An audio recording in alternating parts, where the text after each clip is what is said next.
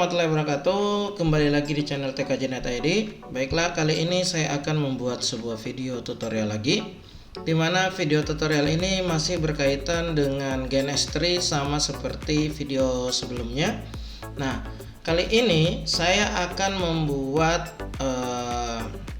video tentang bagaimana cara melakukan konfigurasi sebuah router yang dipasang pada sebuah GNS3 dapat kita akses atau kita kontrol dan kita config melalui komputer host yang kita gunakan sekarang ini.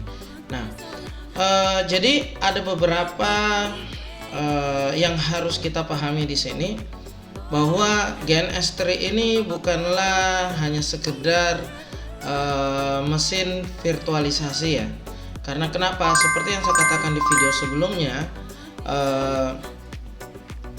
GNS3 ini berbeda dengan Cisco paket tracer. Nah, bedanya apa? Kalau paket tracer itu semuanya fokus ke satu produk saja, yaitu Cisco. Sedangkan untuk GNS3 ini bisa untuk beberapa platformnya.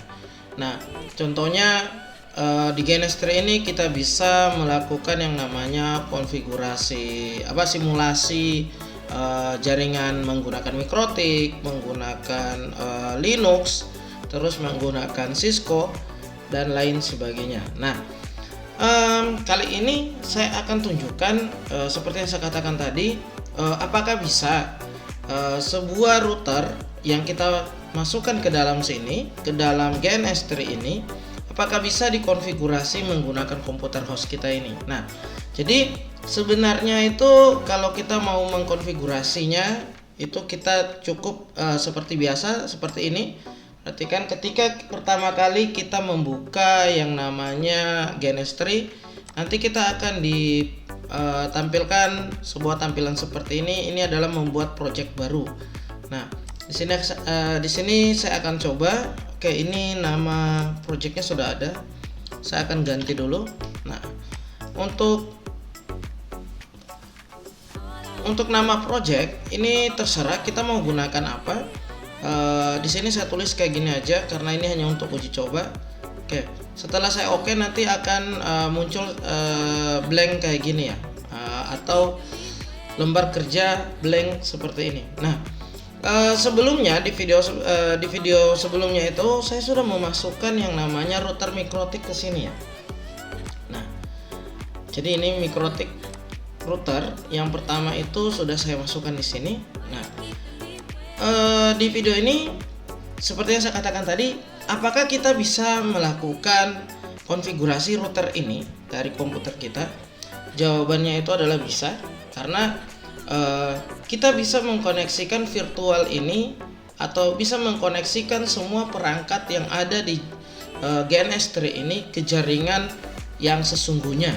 Nah, berarti bisa ke jaringan lokal yang kita miliki di laboratorium yang kita miliki atau di tempat kita menggunakan GNS3 ini. Contoh. Nah, jika kita melakukan koneksi ke komputer yang kita miliki, maka yang kita butuhkan ada satu lagi, yaitu cloud ya.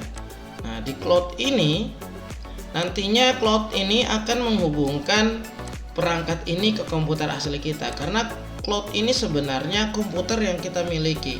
Ini adalah penghubung ke interface yang dimiliki oleh komputer kita.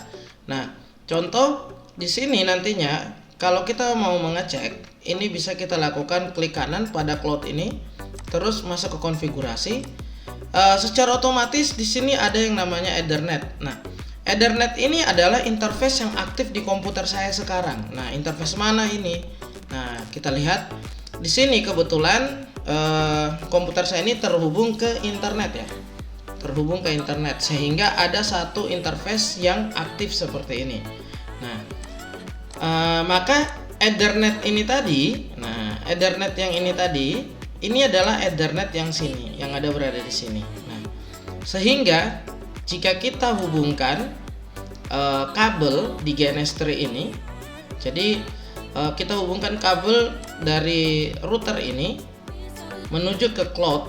maka secara otomatis router ini terhubung ke komputer yang kita miliki. Nah, di sini kita akan berikan contoh. Sebenarnya masih ada beberapa interface di sini ya. Contohnya kayak gini. Di sini ini harusnya ada interface, cuma tidak terbaca. Untuk membuat interface yang ada di atas ini terbaca itu biasanya kita klik yang ini, Show Special Ethernet. Nah, di sini terdapat yang namanya WiFi ya. Nah, cuma ini tidak akan kita gunakan. Kita manfaatkan yang sudah ada saja. Nah, kita tinggal oke. Nah, ini kita hubungkan seperti ini. Nah, oke, kalau kita lihat atau kita perhatikan di sini, interface-nya adalah E0 ya. Dimana E0 ini adalah Ether 1 jika di dalam sistem mikrotik ini. Nah, sekarang mikrotik ini masih dalam keadaan mati atau non-aktif. Di sini kita bisa lihat indikatornya masih berwarna merah.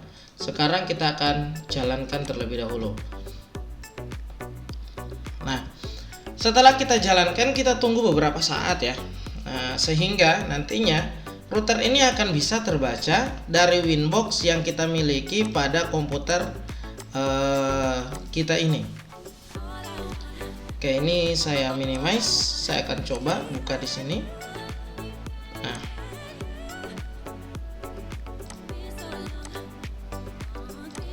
oke, ini belum kelihatan ya.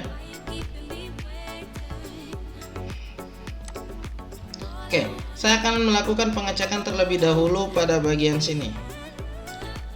Klik kanan terus konsol. Nah, kalau di video sebelumnya saya sempat katakan bahwa router ini selain bisa kita konfigurasi menggunakan konsol seperti ini, maka kita juga bisa melakukan konfigurasi melalui Winbox seperti pada perangkat yang asli. Oke, di sini mikrotiknya sudah terbaca, sudah terbuka ini. Nah, sekarang saya akan cek kembali apakah router tersebut sudah terbaca atau belum. Nah, di sini routernya sudah terbaca ya. Nah, ini dia. Nah, kita bisa masuk ke router ini seperti ini. Nah, oke. Ini jika ada muncul seperti ini cukup diklik OK saja. Nah, di sini kita bisa melakukan konfigurasi apa saja dari komputer yang kita miliki. Cukup mudah ya, simple. Nah, bagaimana jika interface? Nah, ini kan kalau kita lihat interface yang saya gunakan di sini ini dalam keadaan aktif karena terhubung ke internet ya. Bagaimana jika ternyata kita menggunakan komputer yang tidak terhubung ke internet? Contohnya ya, saya akan berikan contoh. Di sini ternyata kita itu dalam keadaan offline atau tidak terkoneksi ke internet manapun. Nah, contohnya seperti ini. Di sini untuk koneksi internet sudah saya putus. Nah, yang terjadi itu di sini interface saya ini harusnya tidak aktif ya. Nah, kita akan lihat apakah masih bisa terbaca di sini atau tidak. Nah, saya akan coba masukkan cloud yang baru. Oke, setahu saya cloud itu tidak bisa di double ya. Coba ya. Jadi cloud itu tidak bisa di double. Ini saya hapus terlebih dahulu ya. Oke, saya hapus terlebih dahulu. Di sini saya masukkan kembali cloudnya. Oke, yang terjadi itu seperti ini. Di sini tidak ada connection ke host komputer ini, maka cloudnya tidak bisa ditambahkan. Nah, jadi seperti ini jadinya. Nah, gimana cara mengantisipasinya? Nah, mengantisipasinya kita harus membuat yang namanya interface loopback. Nah, interface loopback ini bisa kita gunakan untuk menggantikan interface ini. Nah, jadi kenapa sampai saya katakan bisa menggantikan interface yang sebelumnya? Karena loopback ini interface-nya ketika kita buat dia akan dalam keadaan aktif ya, tidak akan pernah mati kecuali kita nonaktifkan. Nah, sekarang kalau kita coba pindahkan cloudnya, nah di sini cloudnya bisa lagi. Nah, dimana jika kita memeriksa cloudnya, maka di sini terdapat Ether 2 dengan Ethernet dengan Ethernet 2. Nah, yang mana kita gunakan? Yang kita gunakan sesuai dengan indikator di sini. Nah, ini Ethernet 2. Nah, maka kalau kita mau menggunakannya, kita sambungkan kayak gini ke Ethernet 2. Nah, apakah mau atau tidak nanti kita akan coba. Oke.